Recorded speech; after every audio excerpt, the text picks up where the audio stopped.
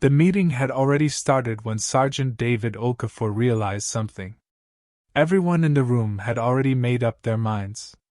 For weeks, his family had been treated like outsiders in the neighborhood they called home. Conversations stopped when they walked by. Invitations disappeared. And now, a group of residents wanted an official vote to force them out. David sat beside his wife, Amara, listening as people discussed their future. They talked about protecting the community. But they never once asked who the Okafors really were. Then Evelyn Carter, the oldest person in Willow Creek, slowly stood up. She held an old folder in her hands. "I think before you make this decision," she said, "you need to know the story of this land." And what she revealed changed everything. "Before we continue, make sure you stay until the end, because every story has a moment where everything changes. If you enjoy powerful stories filled with unexpected twists, emotional lessons, and hidden truths, subscribe and join us for more. Now, let's go back to the beginning and uncover what really happened." Sergeant David Okafor had spent most of his career entering places where people were having their worst days. A late-night call after an accident. A frightened family waiting behind a locked door. A neighborhood argument that had gone too far. As a police officer, he had learned something early. People revealed who they were when they were under pressure. But after 20 years of moving from one assignment to another, David wanted to experience something he rarely saw. A normal life. A place where his children could grow up knowing the same streets, the same neighbors, and the same house year after year. That was why he chose Willow Creek. The neighborhood sat outside the city, away from the noise and constant movement. Large trees lined the roads. Families walked in the evenings. Children played outside until their parents called them home. When David parked the moving truck in front of their new house, his daughter Grace was already running toward the sidewalk. "Mom, look! There's a park!" Her brother Daniel followed behind her, pretending he wasn't excited. David smiled. For once, he wasn't thinking like an officer. He wasn't checking exits. He wasn't studying faces. He was just watching his children be happy. Amara stepped beside him with a box in her arms. "You're doing it again." David looked at her. "Doing what?" "Scanning the whole neighborhood." He laughed. "Habit. You're home now," she said. "You don't have to investigate everything." David looked back at the street. Maybe she was right. Maybe this was a chance to stop living like every place was temporary. The first few hours were exactly what moving days usually were. Boxes everywhere. Furniture that somehow looked smaller in the store than it did inside the house. Daniel complaining that he had carried the heaviest box even though it contained pillows. For a while, everything felt ordinary. Then David noticed the neighbors. A man across the street paused while watering his plants. A woman near her mailbox watched the family unload. When Amara smiled and waved, the woman returned the gesture, but only briefly. "Afternoon," she said. Then she turned back to her house. David noticed. He always noticed. But he didn't mention it. New neighborhoods were strange sometimes. People needed time. At least, that was what he told himself. Because the truth was, the first signs of rejection rarely arrive as something obvious. Sometimes it's just a pause. A look. A conversation that ends a little too quickly. And David was about to learn that Willow Creek had already decided what kind of family they thought they were. The first few weeks were quiet. Not peaceful. Quiet. David understood the difference. A peaceful neighborhood felt comfortable. People talked. They laughed. They borrowed tools from each other and complained about the weather. Willow Creek looked friendly from a distance. But up close, something felt missing. Amara noticed it too. One evening, while they sat outside watching Grace and Daniel ride their bikes, she leaned back. "Have you noticed how people act around us?" David looked at her. "I have." "And?" David thought for a moment. "What do you want me to do?" Amara shrugged. "I don't know. I just know it feels strange." David looked toward the houses around them. "I spent years working in places where people judged each other before they knew each other." He paused. "I hoped this would be different." The next morning, David decided not to wait. He joined neighborhood activities. He helped an older resident carry groceries. He fixed a broken fence for a family down the street. When the community center needed volunteers, David showed up.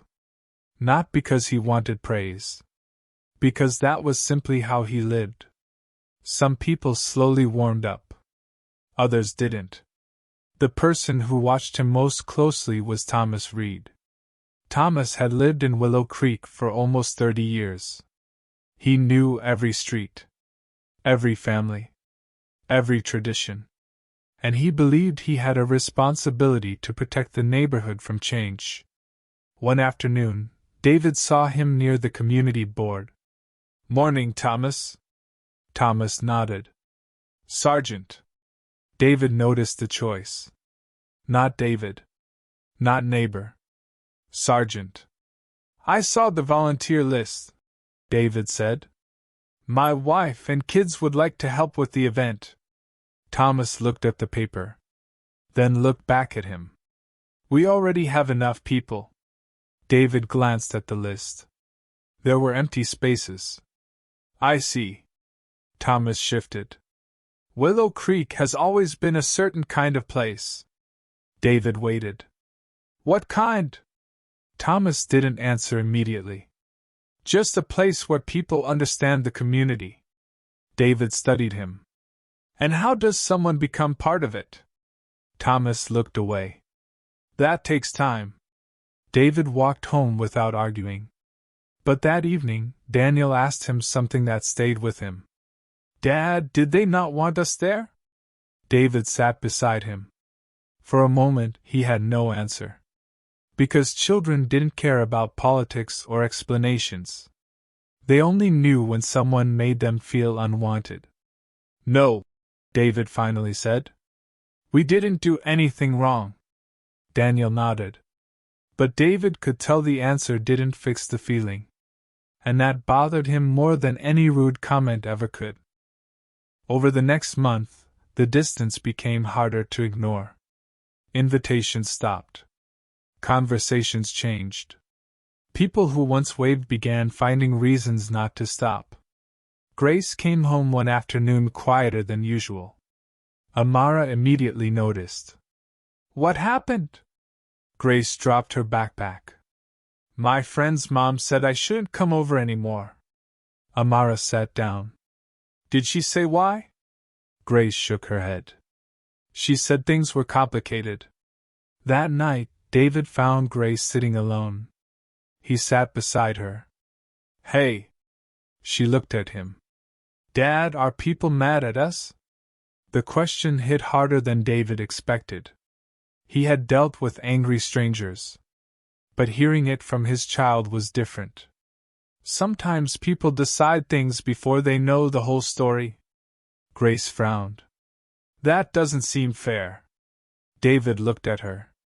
"No. It doesn't." The neighborhood meeting notice arrived 2 days later. Officially, it was about community concerns. But David knew what that meant. They weren't discussing the grass. They weren't discussing parking. They were discussing his family. Amara read the letter twice. "They want us to leave?"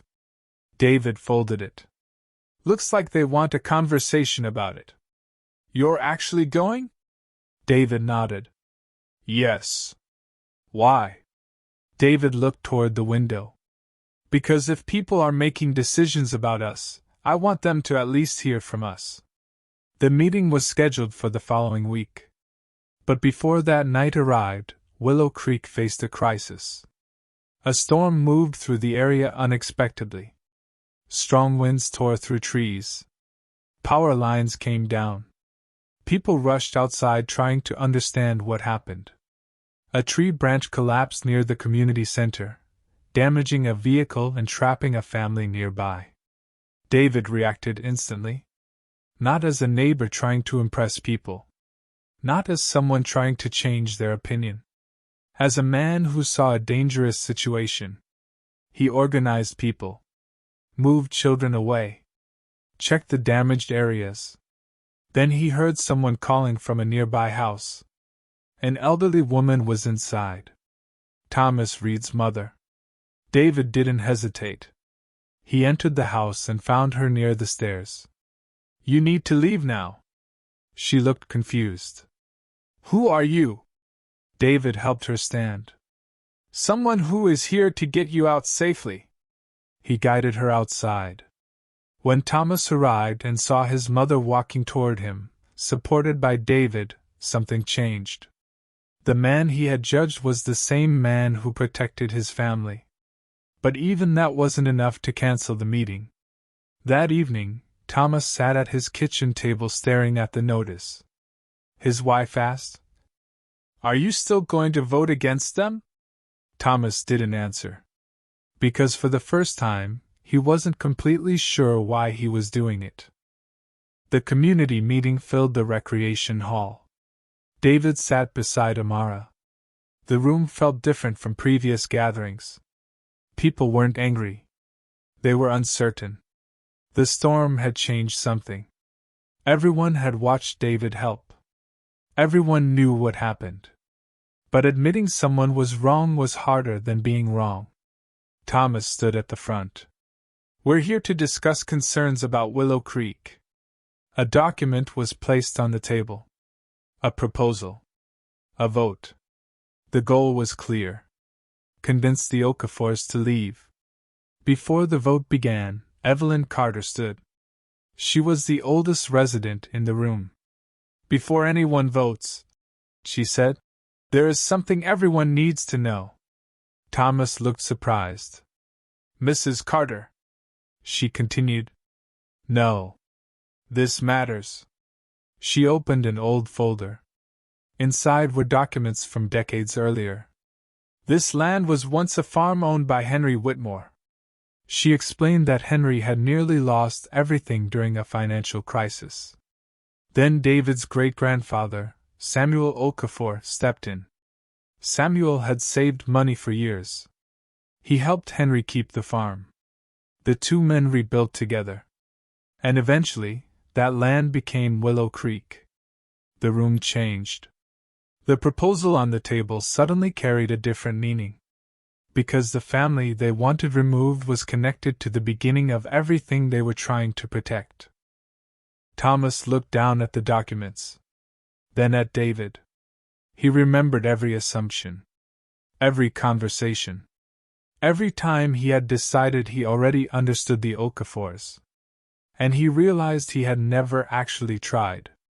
"I owe you an apology," Thomas said. David stayed quiet. Thomas continued. "I kept telling myself I was protecting this neighborhood." He looked around. "But maybe I was protecting my own idea of who belonged here." Nobody spoke. Because everyone in the room understood that the problem was bigger than one person. David looked at Thomas. "I appreciate you saying that." Thomas nodded. "I should have done it sooner."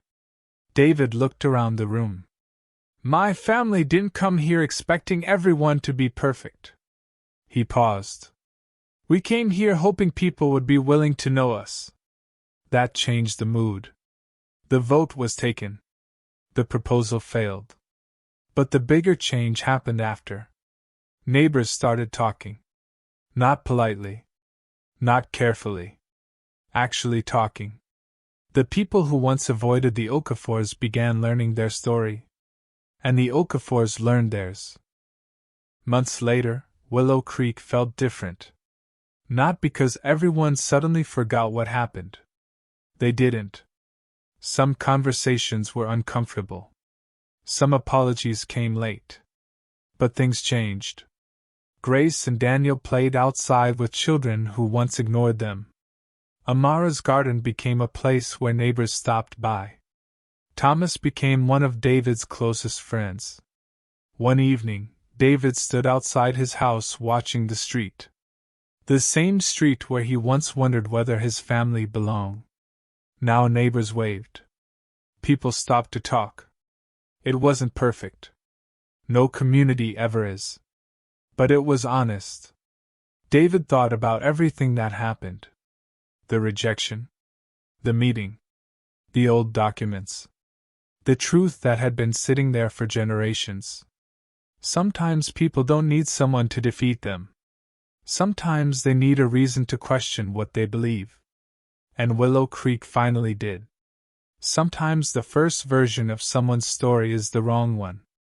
If this story meant something to you, share it with someone who believes understanding people matters more than judging them. Subscribe for more stories where hidden truths change everything.